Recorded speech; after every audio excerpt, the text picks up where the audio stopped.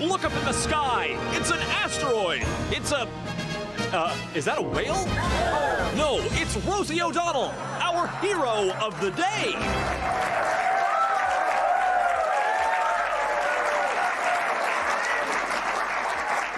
Wherever Rosie O'Donnell's gone, she's probably eating a leprechaun.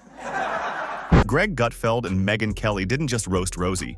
They deep-fried her in sarcasm and served her up with a side of, "You brought this on yourself."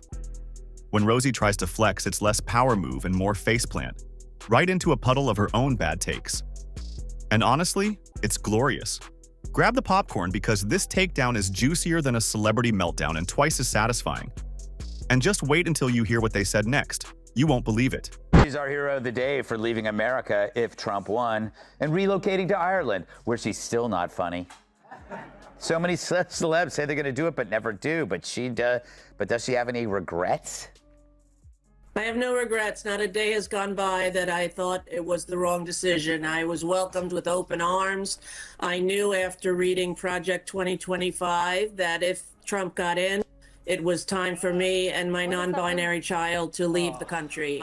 If disaster had a voice, a Twitter account, and a personal vendetta against common sense, it would sound exactly like Rosie O'Donnell after slamming 3 Red Bulls and failing yet another audition for relevance.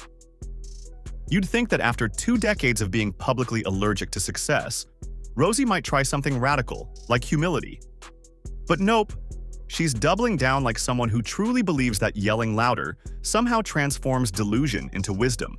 We are about to see Miranda, the character played by Cynthia Nixon, who is so annoying, in bed with a virgin nun played by Rosie O'Donnell. I just threw up a little in my mouth. Go ahead, roll it. You are amazing.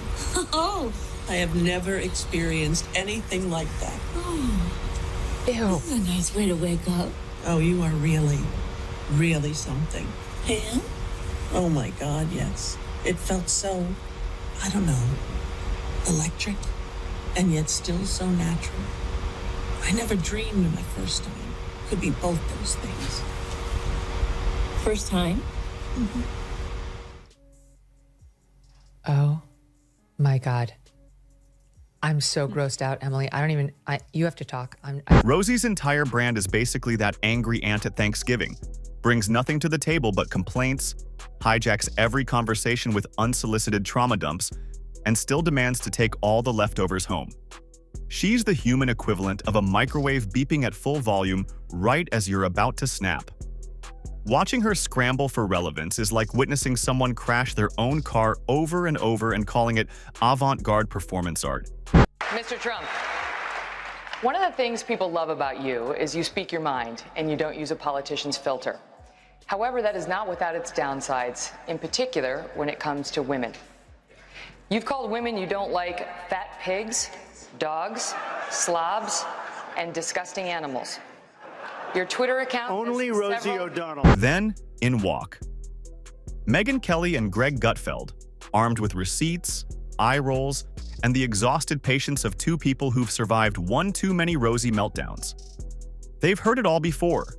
Her greatest hits collection, featuring timeless bangers like Screaming into the Void, My Career Wasn't My Fault, Everyone's Out to Get Me, and of course the chart-topping anthem Blame Trump, and literally everyone except me. But once you've decided against all evidence or reality that you are the good guy, you can excuse anything. They even push the myth that Musk is in it for himself. Have you seen Tesla's stock lately? It's lower than Rosie O'Donnell's testicles.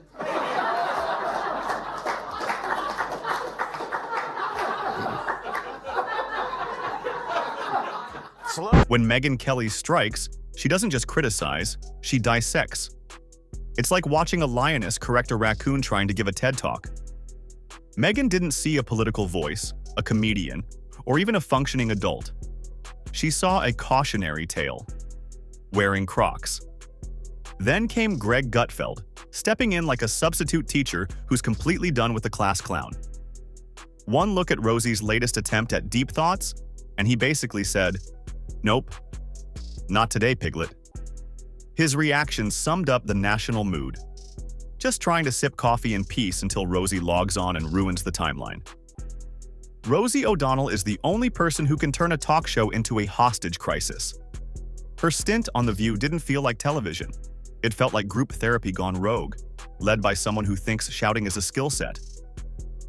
Every conversation morphed into a dramatic reading from her diary, where logic was DOA and self-awareness wasn't even invited. Wow, she's nuts. Hey. Apparently America couldn't be happier, but like I said, she's our hero of the day for doing what so many other celebs don't have the guts to do. Wow, first Ellen, now Rosie. Makes you wonder what lesbian will leave next.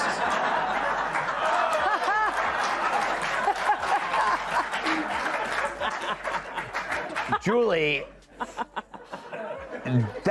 she seems miserable, and it doesn't really matter where she goes. She's trying to get away from whatever is inside her, because I looked at her and I go like, wow, she has changed. Rosie's debate style? Pure volume, zero substance. Ask her a straightforward question, and you'll get a 10-minute monologue about how she's the victim of a vast conspiracy involving the weather, gluten, and toxic masculinity. Somewhere in the mess, there's a bizarre tangent about how the patriarchy personally hacked her Netflix account. Greg Gutfeld, bless his patience, tried to break down her latest rant, but tapped out halfway through. Apparently, following Rosie's logic requires a decoder ring, a PhD in chaos theory, and a defibrillator. And even then, you're still left wondering, so, what exactly are you mad about this time? The answer? Everything. Rosie's mad at the weather. She's mad at billionaires. She's mad at people who aren't mad enough. She's furious at microwaves, joy, society, and most of all, she's mad the world moved on without asking if she was okay. Spoiler alert, she wasn't. Megyn Kelly finally said what the rest of the internet has been screaming into the void. Rosie, sit down, please. For the sake of dignity, stop trying to make Rosie rants a thing. It's not a movement. It's just the same meltdown, stuck on repeat. Herpes virus. I'm sorry, Exhibit A. Here is Rosie O'Donnell bitching and moaning about her favorite person, Donald Trump. I think this is before she moved. I can't keep track of where she's living in the world to avoid him. Watch. Well, hey, everybody, it's Friday all day, as my Nana would say. And look what I have on my lip. Everybody's been saying, you have herpes all this time, and I never had a cold sore in my life. And now I have a cold sore. And it makes me think that perhaps this weird pimple that had a tiny little head was a cold sore too. And so I talked to my doctor today, and I did a video telehealth, and they said that it's not a cold sore, it's some reaction to the... And let's be honest, what is Rosie O'Donnell even famous for at this point? Name one recent project that wasn't an unfiltered Instagram rant, filmed with potato-quality resolution and powered by caffeine, rage, and expired NyQuil. Her most consistent role these days is yelling at clouds like a disheveled oracle in a clearance bin hoodie. As for her so-called golden years of acting, let's not rewrite history. She somehow managed to play the exact same loud, irritated version of herself in every role. Think the emotional range of a parking meter, delivered with the grace of a jackhammer at a funeral. If typecasting were an Olympic sport, Rosie would have taken home gold, silver, and bronze for loud and annoyed. And don't even get started on her social media.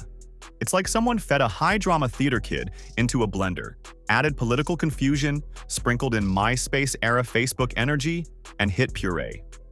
Reading her posts feels less like scrolling and more like watching someone perform emergency surgery on their own dignity, with a salad fork and no anesthesia. He hates her. That's the same thing with Rosie. You know why she's leaving, right? We know why she's leaving. Come on, we know. It's literally an ego trip. Once nobody likes you, you just leave. So when are you leaving, Jesse?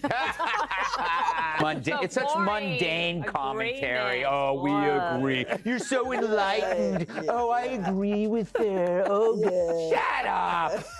She's lying to you. She's not leaving because of... By the way, if you keep your home in America, you're not moving. She once tried to host a panel on climate change and somehow ended up comparing it to her broken AC and emotional instability. Somewhere in Sweden, Greta Thunberg probably cried out, "Please, make her stop." Rosie likes to brand herself as a truth teller, but if Truth could file a restraining order, it would have her name on it. Her idea of facts is whatever she screamed into her pillow last night and decided must be real by morning. She's basically Alex Jones in sweatpants, belting show tunes. Greg Gutfeld didn't even bother playing nice. He compared Rosie's political hot takes to expired milk, still in the fridge, still reeking, and still ruining every cup of coffee it touches. Rosie's version of conflict resolution? Just shout "shut up" louder than everyone else. It's not debate. It's WWE without the athleticism, without the showmanship, and definitely without the dignity. Even Megyn Kelly chimed in, saying Rosie arguing about politics is like watching a cat try to bark. Technically entertaining, sure, but also deeply concerning and completely useless. Now she's been reduced to popping up on random live streams filmed with the lighting of a haunted doll museum and the vibe of someone who lost the remote and decided to blame society. Each stream is a tragic blend of "remember me" and "why am I not booked anymore?" Here's why, Rosie. No one wants to watch a grown woman meltdown like it's performance art.